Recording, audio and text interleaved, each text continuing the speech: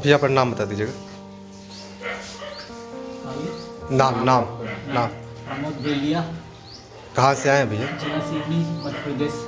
अच्छा, तकलीफ क्या है भैया? पैरालाइज की प्रॉब्लम है, मस्तिष्क में चोट लगने के कारण पैरालाइज हुआ। अच्छा, ये कब हुआ भैया आपको? 4.5 साल पहले। अच्छा, ये बताइए आपको मालूम कब चला कि आपको हुआ है? कैसे मालूम चला? क्या काम कर रहे थे आप?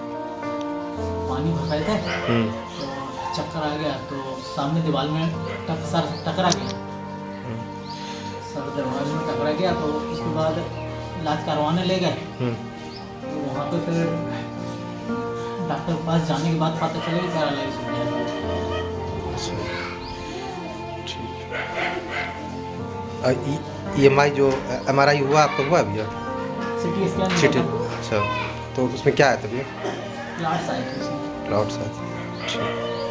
इनसे भी स्टेटमेंट होगी, इनके सामने बनाए, ये भी अपना बताएगा कि पहले कैसा था।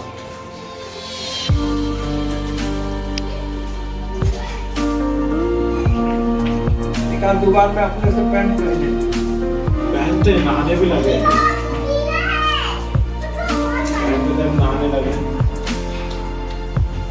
और थोड़ा धीरे चलेगी। इनका जो आज मालूम हुआ ना कि चलेगी। इनका जो पुराने से जम गया था ना, इनका जो शरीर, ये आयुर्वेदिक खा के वो खा के इन्होंने मन पे ही ठान ली थी कि ऐसे ठीक होगा उसे। अब खाना खाओगे, खाना जो खाना सब कुछ खाता है। एक्सरसाइज भी नहीं करते ज़्यादा। अब एक्सरसाइज सब करना है। उसके बाद आ जाएगा रस्सी का काम, उसके बाद आएगा दीवार का काम, बहुत सारा काम। बताओ बोलो। तुम क्या उसके बाद कैसा लग रहा था भैया? हल्का लग रहा है। हल्का लग रहा शरीर उठाने बैठाने में हल्का शरीर लग रहा है। हल्का शरीर लग रहा है। पहले से जैसे लचक से बैठ जाते थे, अभी नहीं। अभी ब्रेक लगा कर थोड़ा ताकत यानी यहाँ के दबा रहे थे तो ये उंगलियां नाच रही थी अभी। है। ये मालिश में यहाँ खिंचाव पड़ रहा था तो ये उंगलियां नाच रही थी। ये थोड़ी सी फ्री हुई। हुई नहीं है। चलिए धन्यवाद। इतनी टाइट थी कि ताकत पूरी लग रही थी। चलिए धन्यवाद। धीरे धीरे करके आराम मिला। 15 दिन के बाद फिर आने को बोले। पानी पीने में कैसा लगा? अच्छा लगा। बदन हल्का लग रहा है, सर घूम रहा है पूरा, माथा हल्का हो गया। कमर का क्या स्थिति है तुम्हारी? खड़ा होकर दिखाओ। कूल्हे में यहाँ पे यानी ऐसा भारी लगता था, लेकिन हल्कापन लग रहा है। तो अपन चलते थे तो भारी ऐसा लगता था यहाँ फंस गया है। वो तो खुल गया ना। वो खुल गया। अब पैर सामने से उठा कर चलने में क्या वो फ्री टाइप हो जाएगा कुछ भी।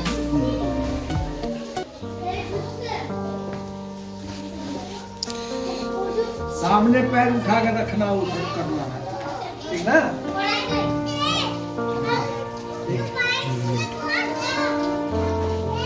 सहारे की जरूरत है, तो सहारे की जरूरत नहीं ना। लाठी लेके नहीं चलेगा। लाठी हटा के आसान में है। लाठी तुम कैसे लेके चलना होगा सो सुनो। हाथ भी सुधरेगा उससे। ऐसे लाठी। हाँ तो ऐसे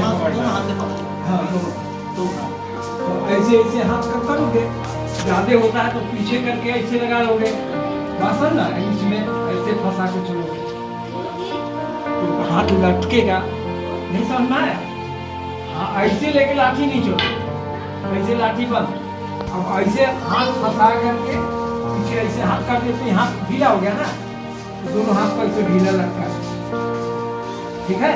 कमर में लाठी फंसा दी, हाथ में ऐसे लेकर, या तो फिर आगे दोनों हाथ से पकड़ लो, ठीक है?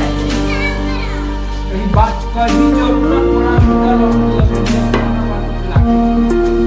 लाठी चलने की थोड़ी है।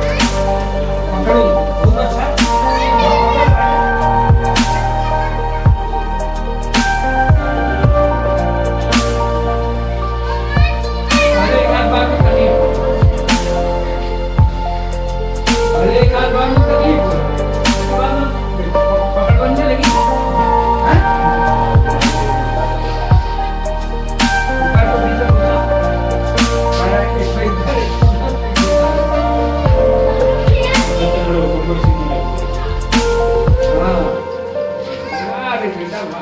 लटक गया ठीक है, इतना लगा कि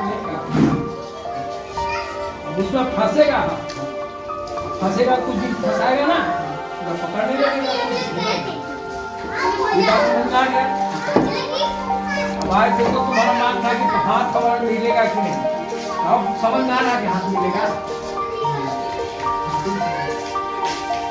यूट्यूब के प्रिय दर्शकों, कुछ साफ कछु जुड़ल बनाए कर्म में धर्म को स्थापित करके करे तो इस दुनिया में दुर्लभ नहीं। तो मैं प्रयास करता हूँ कि आप सबको जितना बढ़िया से बढ़िया कुशल सेवा दे सकूं। और मेरा काम सेवा है, सेवक सेवा ही दे सकता है। तो ये खरगोन का रोगी है। खरगोन के रोगी के साथ मैं आपको ये वीडियो देता हूँ। ये मंथ का लास्ट है, 31 तारीख है। आज के दिन इस वीडियो को हम क्लियर करते हैं। तो ये खरगोन का रोगी बताता है कि मैं पानी लाने गया था और सर टकरा गया, और सर टकराने से मुझे ऐसा हो गया और मेरा हाथ पांव काम करना बंद कर दिया। और ये 4 साल पहले की बात है। मेरे समझ से 4 साल पहले तो इसको ये बात हुई, तो ये बात होने की परिस्थिति ही इसकी अलग थी। ये हेवी लोड में कहीं इसका बैक का पॉइंट काम नहीं करता था और उसी के चलते ऐसा हो गया। वो अलग जगह पड़ा और चुभने के बाद ये मिस हैंडल हो गया और मिस हैंडल होने पर ये क्रिया हुई। तो उसका साथी जो था वो बोला कि इसको कैसे जाना जाए कि ऐसा हुआ, और एक बार में कोई चीज़ ठीक नहीं होता। मैं किसी को बरगला करना नहीं चाहता। मैं इतना बड़ा आदमी नहीं हूँ जो ईश्वर की तरह हूँ। मुझे टाइम लगता है। हड्डियों का लेयर है, हड्डियों के पूरे स्ट्रक्चर को क्लियर करना, फिर उसके ऊपर लगे फ्लैश को क्लियर करना, उसमें फिर न्यूरो लगे हुए हैं, न्यूरो को क्लियर करना, फिर न्यूरो के सारे सेक्टर में चाल बराबर करना। तो ये थोड़ा कठिन काम है, उसमें टाइम लगता है। और टाइम मैं नहीं बता सकता। और जब शरीर पूरा 0-0 पर आकर के और उसका रिस्पॉन्स विदाउट एरर देने लगता है तो समझो कि हाँ, अब हमारा काम सफल हो गया। हाँ, पहले बार से मालूम हो जाता है कि मेरा ये पार्ट इतना सही हुआ, क्योंकि हर रोगी बोलता है, जितने रोगी आज तक आए सब वो रोगी बोलते हैं कि मेरा बदन हल्का हो गया। फिर दूसरे बार आए तो बोले कि हाँ, इतना काम करने लगा। तीसरे बार आया तो बोला कि इतना काम करने लगा। किसी का तीसरे बार खत्म हो गया, किसी का 5 बार गया, 6 बार गया, 10 बार तक गया। तो कितना डैमेज हुआ था उसके ऊपर डिपेंड है। कई बात आती है उसके अंदर उसके बॉडी का पार्ट भी आता है, कुछ उसके मस्तिष्क के चेतना से आने वाले सिग्नल भी हैं, वो भी रहता है। कुछ बॉडी का न्यूरो में कितना प्रेशर चाहिए, कितना प्रेशर ऊपर चाहिए, कितना नीचे चाहिए, कितना टाइमिंग के लिए चाहिए, सांस कितना उसके अंदर, संयम कितना है उसके अंदर, ये सब बातें, बहुत सारी चीज़ें उसके अंदर आएगी। तो वो सब तो चीज़ वो आदमी अपने खुद करेगा, लेकिन मेरा काम है मशीन को फ्री करना। तो ये खरगोन का रोगी है। खरगोन जबलपुर के आसपास में कहीं जगह है। ये आया और इसको हमने देखा। देखने के बाद इसके सारे रिपोर्ट लिए जो आपको सामने है, और फिर उसके पूरे बॉडी का डायमेंशन जो देखने का मेरा तरीका है उस हिसाब से डायमेंशन लिया, सर्वे किया। सर्वे करने के बाद थिंक किया कि हाँ भाई, किस पार्ट पर कितना प्रेशर, कितना लोड, कितना एंगल में एक्सक्लेवेट हो गया, या उसका एंगल कितना डिस्टर्ब है, किसका कोर सही है नहीं है, ये सब बात देखा। देखने के बाद इसको हम ले गए अपने वर्कशॉप पे। वर्कशॉप में इसका वर्क किया। करने 1 घंटे वर्क किया। 1 घंटे में वो बहुत पजल हुआ। पजल होने के बाद रीढ़ की सारी क्लब हुई हड्डियों को खोल दिया। खोलने के बाद पूरे बीच वाले न्यूरो में पूरा सेक्टर मिला दिया। तो उससे ये हुआ माथा उसका हल्का हो गया। गले का पार्ट हल्का हो गया।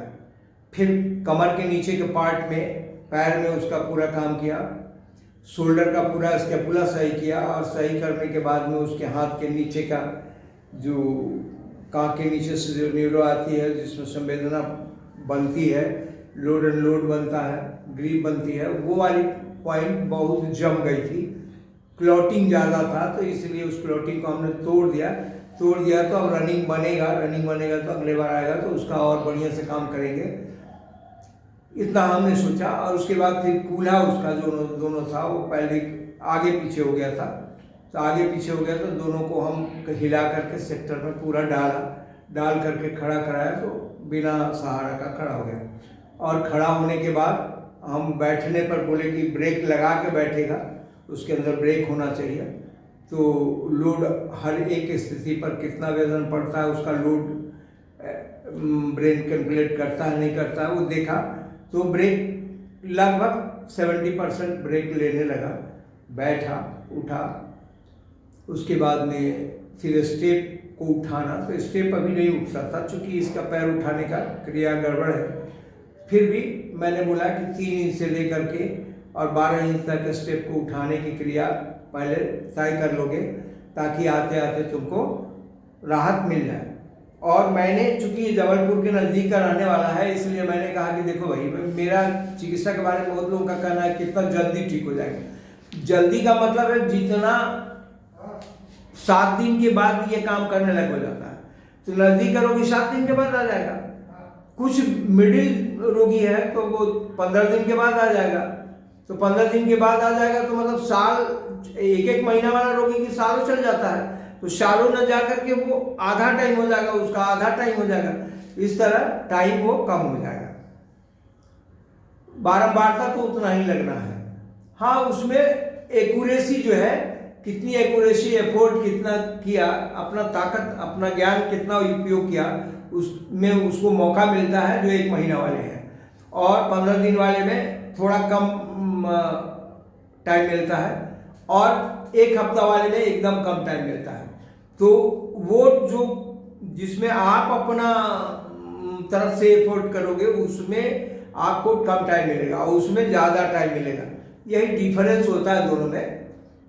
तो उसका एक्यूरेसी पर प्रभाव पड़ता है, कितना एक्यूरेट पैर पड़ता है, कितना एक्यूरेट लोड लेता है, कितना समझ आपका काम करने लगा, ये सब बात। हाँ, किसी का फास्ट रहता है, किसी का ब्रेन में बहुत ज़्यादा बचा हुआ प्राण है, तो उस हिसाब से वो कुछ तो सामंजस्य है और कुछ के लिए उसको सामंजस्य बनाना पड़ेगा, तो वो उसमें टाइम उसको लग सकता है।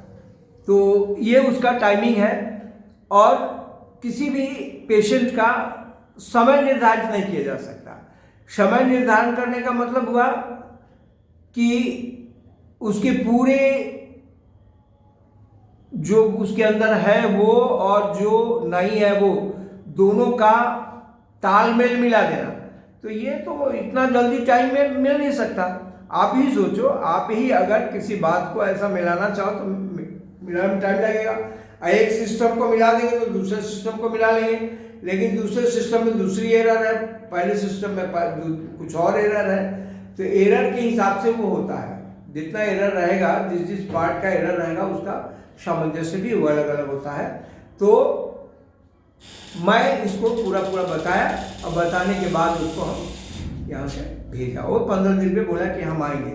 तो इस वाणी के साथ आज का दूसरा वीडियो भी विराम देता। लकवा, पैरालिसिस, स्लीप डिस्क, गाठिया जिसे अर्थराइटिस कहते हैं, स्पोंडोलाइसिस, सर्वाइकल पेन, आपको ये रोग है तो आज के समय में जब हम दवा खाते हैं तो कुछ पल के लिए ये दवा हमारे शरीर में आराम हमें देता है, पर इन दवाइयों के भी साइड इफ़ेक्ट बनते हैं। फिर क्या करें इस बीमारी से बचने के लिए? पुरानी पद्धति से इलाज, हजारों साल पहले भी ये बीमारियां होती थी। इनका इलाज भारतीय प्राचीन ग्रंथों में आज भी है। चरक संहिता जैसा ग्रंथ जो संस्कृत भाषा में लिखी गई थी, जिससे आयुर्वेद भारतीय इलाज भी कहते हैं। ये बहुत प्राचीन पद्धति द्वारा इलाज है। ये हजारों साल पुरानी किताबें हैं जिसमें इन रोगों के बारे में बताया गया है और इलाज के बारे में। इसमें 8 किताबें हैं और हर किताब में 120 चैप्टर हैं और इस रोग के बारे में बताया गया है और इसके इलाज के बारे में, जो पुरानी पद्धति के इलाज है। इस पद्धति को आज भी किसी इंसान ने जिंदा रखा है।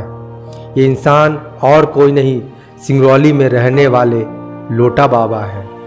बचपन में जब बाबा जी की माँ को बीमारियाँ हुई, उस समय बाबा जी पर घर की जिम्मेदारी थी। वहाँ बाबा जी के पास इलाज के पैसे भी नहीं थे। तब बाबा जी ने चरक संहिता, ग्रंथ और प्राचीन ग्रंथों का खनन अध्ययन किया और आज हजारों लोगों को बिना दवाइयों के ठीक करते हैं।